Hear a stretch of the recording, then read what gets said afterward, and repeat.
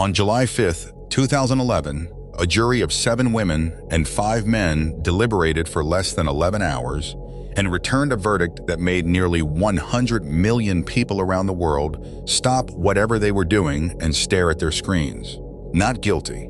Not guilty of first-degree murder. Not guilty of aggravated manslaughter. Not guilty of aggravated child abuse. Casey Anthony walked out of that courthouse a free woman. And Caylee Anthony, who was 2 years old, whose skeletal remains had been found in a plastic garbage bag in a wooded area less than a third of a mile from her grandparents' home, remained officially unaccounted for. Her murder is still unsolved to this day. And Casey Anthony, who has changed her story 3 times, who has never stopped pointing at someone else, who launched a TikTok account in 2025 to brand herself as a legal advocate, is 40 years old. She is free. She is dating. She is charging $10 a month for a Substack newsletter. Caylee's case sits in a file in Orange County, Florida, with no conviction attached to it. This is that story. All of it. Every detail the jury heard. Every detail you need to decide for yourself. Because the question this case demands is not whether Casey Anthony was guilty. The question is this: how did 12 people look at everything the prosecution put in front of them and say not guilty? Stay with me, because the answer is more disturbing than most people realize. Casey Anthony was born on March 19, 1986, in Warren, Ohio. Her family moved to Orlando, Florida when she was young. Her father, George, was a former police officer. Her mother, Cindy, was a nurse. By all outward appearances, a normal, stable American family. Casey grew up in that house. She was, by multiple accounts, a beautiful, charming girl who had a gift for telling people exactly what they wanted to hear. She was also a liar from a very young age. Family members and friends would later describe a pattern of fabrications so habitual that the people around her had stopped fully believing her years before Caylee was born. She told friends she worked at Universal Studios. She told them she was going back to college. She invented a social life, a career, an independence that existed entirely in the stories she told. And in 2005, when Casey was 19 years old, she had a baby. She named her Caylee Marie Anthony. The identity of Caylee's father has never been publicly confirmed. Casey gave different answers at different times to different people. What is not disputed is this: from the moment Caylee was born, the child was adored by Cindy, by George, by everyone who met her, and by Casey too, at least at first. There are photographs of Casey with Caylee that look like genuine joy, genuine love. A young mother and her daughter in the uncomplicated warmth of early childhood. Whatever happened to Caylee Anthony, whatever the truth of that summer is, those photographs are real. And that is what makes everything that followed so impossible to look at directly.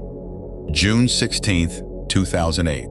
That is the last day Caylee Anthony was seen alive by anyone outside the Anthony household. She was 2 years old. She had brown curls and a gap-toothed smile and a laugh that people who heard it said they never forgot. Casey Anthony told police later that she dropped Caylee off at the apartment of a babysitter named Zenaida Fernandez-Gonzalez, a woman she called Zanny the nanny, and that when she returned to pick her up, both Zanny and Caylee were gone. There was no Zanny the nanny. Investigators searched every record.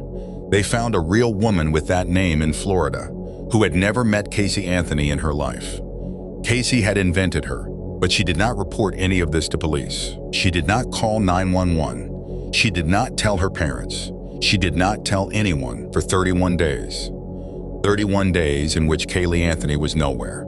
And Casey Anthony, her mother, was everywhere.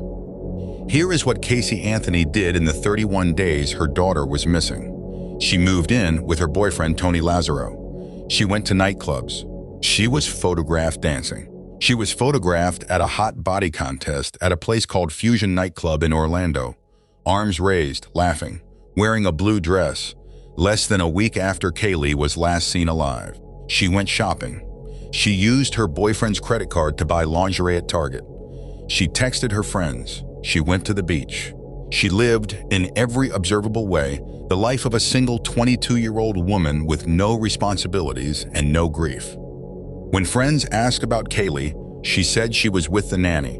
When her family asked, she said she was with the nanny who did not exist. And then on July 15th, 2008, 31 days after Caylee was last seen, it was not Casey who called police. It was her mother, Cindy, who had finally gotten hold of Casey after weeks of excuses, who had finally seen her daughter's car retrieved from an impound lot where it had been abandoned, and smelled what was in the trunk, the smell of human decomposition. And she called 911 and said out loud what she already knew in some part of herself she had not yet been able to face. It smells like there's been a dead body in the damn car. Casey was arrested the following day. Now here is where this case stops being a tragedy and becomes something that makes the entire criminal justice system of the United States look like it failed a 2-year-old child in the most complete way possible. Because what investigators found when they pulled apart everything around Casey Anthony was a pattern of evidence so damning, so specific, so impossible to explain away, that the lead prosecutor later called it the strongest circumstantial case he had ever assembled. The computer, someone in the Anthony household, and the evidence pointed to Casey, had performed internet searches in the months before Caylee disappeared. Searches for chloroform, how to make chloroform, neck breaking, household weapons, how to make weapons at home, shovels. Prosecutors argued Casey had been researching how to sedate and kill a child. The car. Forensic experts testified that the trunk of Casey's car showed shockingly high levels of chloroform, that a cadaver dog, trained specifically to detect the scent of human decomposition, had alerted on the trunk, that air samples taken from the trunk contained chemical compounds consistent with the decomposition of a human body. The manager of the towing company that had impounded the car testified he had encountered many vehicles with dead bodies over his 30 years in the business. He said the smell from Casey's car was consistent with every one of them. The duct tape. Caylee's skeletal remains, found in a garbage bag in a wooded area near the family home 6 months after she disappeared, were found with duct tape in the area of her face, the same brand of duct tape found in the Anthony family home. Prosecution argued that Casey had placed duct tape over Caylee's nose and mouth, that the chloroform had been used first, that Caylee had been sedated, possibly so Casey could go out, and that something had gone wrong, or that something had gone exactly as intended. Casey Anthony sat through all of it in that courtroom every day for 6 weeks. She did not testify. Her defense attorney, Jose Baez, stood up in opening statements and told the jury something that made the entire country gasp. He said Caylee had not been murdered. He said she had drowned accidentally in the family's backyard swimming pool on the morning of June 16th. He said Casey's father, George, a former police officer, had found the body, had panicked, had staged the scene, had hidden the truth. He said Casey had been sexually abused by George since the age of 8, and that this abuse had created in her a pathological inability to tell the truth even when the truth would save her. George Anthony took the stand and denied all of it. He denied the abuse. He denied knowing anything about a drowning. He denied staging anything. He sat in that witness box and denied that he had played any role in his granddaughter's death. And then he broke down and wept for the granddaughter he said he had loved and would never stop missing. The jury had to choose between a prosecution with evidence and a defense with an alternative story. They deliberated for less than 11 hours. They chose the story. July 5th, 2011. Not guilty. The reaction was immediate and volcanic. Outside the courthouse, crowds who had gathered to watch the verdict screamed in disbelief. Some wept. Some shouted. One juror later said she felt sick having to return that verdict, but that the prosecution had not proven beyond a reasonable doubt exactly how Caylee died. The exact cause of death was never established. The remains were too decomposed. No one could say with certainty whether it was chloroform, whether it was the duct tape, whether it was something else entirely. And in the American justice system, when you cannot prove the how, the why and the who become harder to convict on. Lead prosecutor Jeff Ashton, who had spent 3 years building that case, later wrote a book. He called it Imperfect Justice. He said he still believed Caylee Anthony was responsible for her daughter's death. He said he believed the jury got it wrong. He said Caylee Anthony deserved better from the system that was supposed to speak for her. She did. Caylee Anthony has changed her story 3 times. First, Zanny the nanny kidnapped Caylee. Second, Caylee drowned accidentally and George covered it up. Third, in a 2022 Peacock documentary, she elaborated further, saying George had removed Caylee's body from the house, that she had been told to act normal, that the partying and the nightclubs were her way of following her father's instructions to behave as if nothing had happened. Every version points somewhere other than Caylee.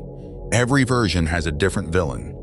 Every version leaves Caylee's death as something that happened to Caylee, not something Caylee did. And now, in 2025, Caylee Anthony is on TikTok. She posted a 3-minute video reintroducing herself as a legal advocate. It got more than 1 million views. She has a Substack newsletter where she writes about legal rights and personal advocacy. She charges $10 a month to subscribe.